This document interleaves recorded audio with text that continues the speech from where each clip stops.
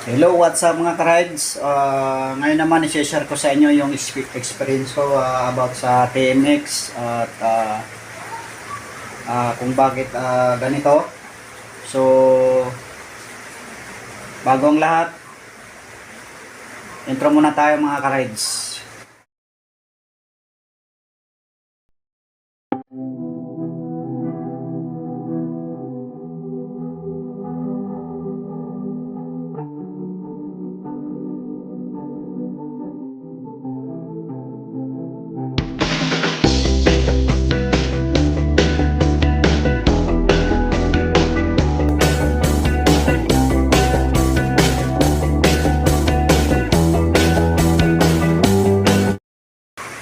Okay.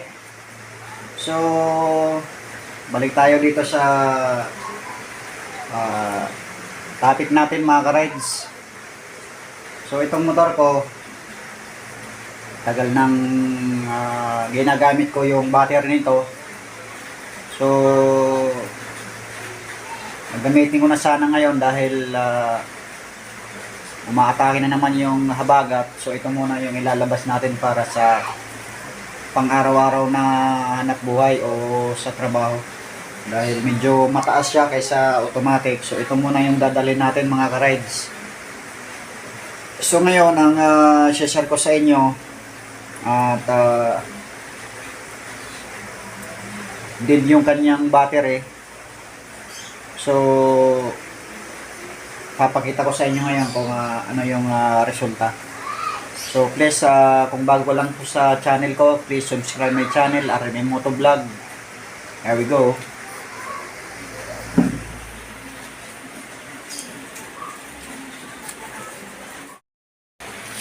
So dahil sa matagal na yung battery ko, kaya naisipan ko na magpalit muna ng pangsamantala yung after market lang.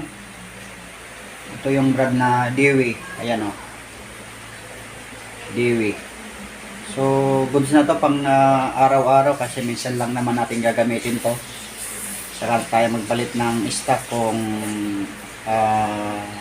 kinakailangan na kasi gagamit lang naman natin to pagka tag-ulan lang. Ito yung ilalabas natin pagka papasok sa trabaho. At iiwan muna natin yung automatic na Mio. Ayan o. So yan yung dala-dala natin sa araw-araw, pati sa mototaxi, yan ang ginagamit natin. So pag tag-ulan, si TMX yung ating bibit-bitin para sa araw-araw na sagupan ng baha. So ayan. So shoutout sa Dewi. Dewi, baka naman. Ayan o. So first time kong gagamit nito, subukan natin kung good sa pang daily use. So para makita natin na goods to, ayan na, nakabalot pa. I-check muna natin yung kanyang voltahe. So standby. So ayan mga ka-rides, nilabas ko yung tester ko sa battery. So susubukan natin yung kanyang voltahe. So ayan po yung aking charger sa battery. So nagre-read din to kung okay yung battery. So ikakabit natin yung negative at saka positive kung okay yung kanyang karga. So ayan, nag-response na mga ka-rides. So ang kanyang karga ay ayan o,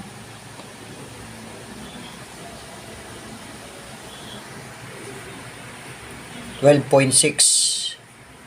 So good siya mga ka-rides. Pag bumaba yan sa 11 or 10, so hindi okay. So yan mga ka-rides, yan yung kanyang karga. So atin kakabit dito sa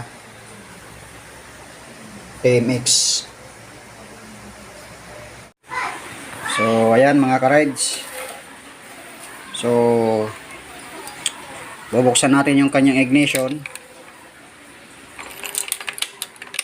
So ayan, so dead siya, naka-open na siya sa kanyang ignition. So ngayon, Subukan natin i-start. So, dito sa kanyang push button. So, wala. Dead. Pati yung kanyang meter panel. Yan, yung kanyang meter panel, wala rin.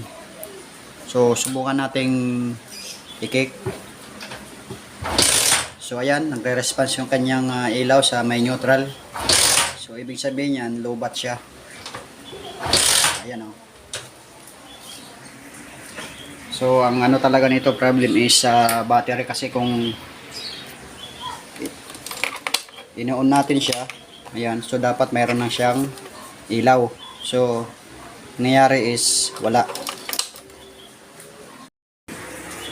So, standby mga ka-rides. Tatanggalin natin yung kanyang stock na battery dito, yung tuloy hindi naman stock. So, kasi ano na to aftermarket. So, yun lang yung kinabit natin nung pagka gamit ng stock. So, standby. Tatanggalin natin yung nakakabit dito. So, ayan mga ka-rides, na ikabit na natin yung ating bagong battery. So, ayan. Na ikabit na natin. So, ngayon, susubukan natin i-kick kung goods na siya.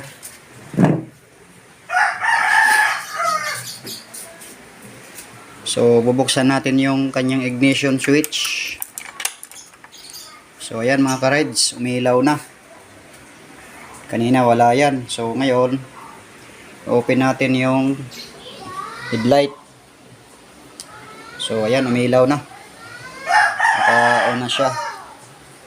So, i-try natin pailawin yung signal light. Left. So, ayan. Pati doon sa likod, ayan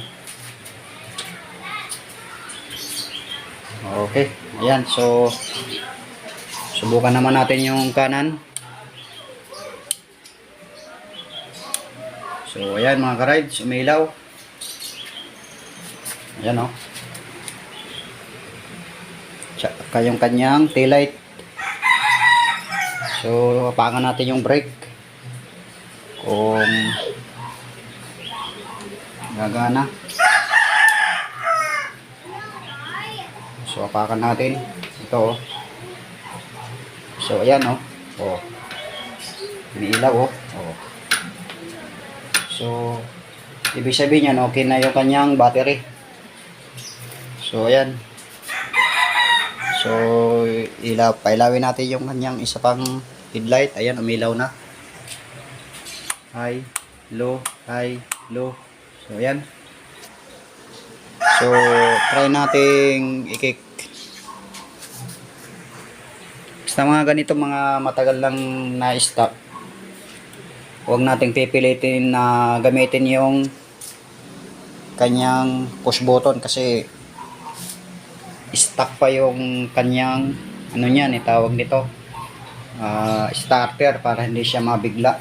So, kahit anong namang motor, basta mainit, malamig, kailangan talagang gamitan ng kick. So, kick natin.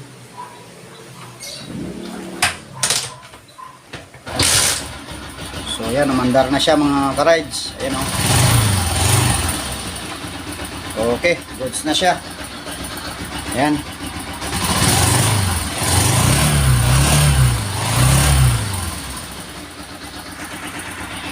Okay, yan na, mga ganun lang ka-simple mga ka-rides yung pagpalit sa battery ng TMX125.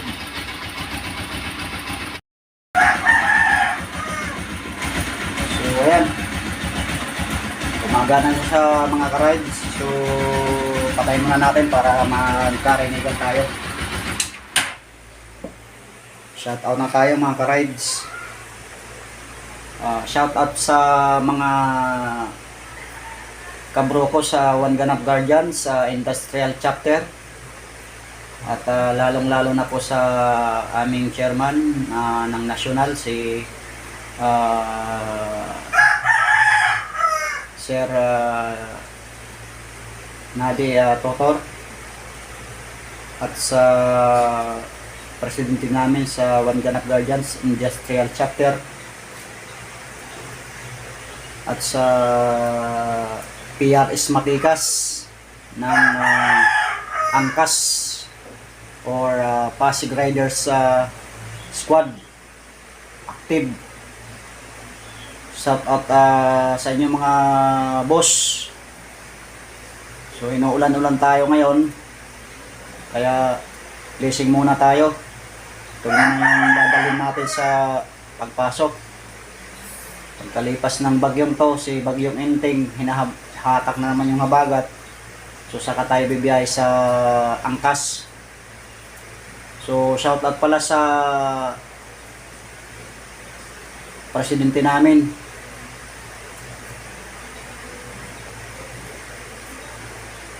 tsaka sa kapitan namin si Bongspi, Boss Bongspi, tsaka si Litmaco, Presidenta Litmaco Ordis. Hindi ako makabiyahe ngayon dahil alam mo na, mahabagat. Ito muna yung dadalhin natin sa trabaho. After a few days siguro saka tayo makakabiyahe dahil yung motor natin matik, ayan no, MIUI 125. Yan yung nakarehistro sa Angkas. So hindi natin pwede ibiyaya sa Angkas.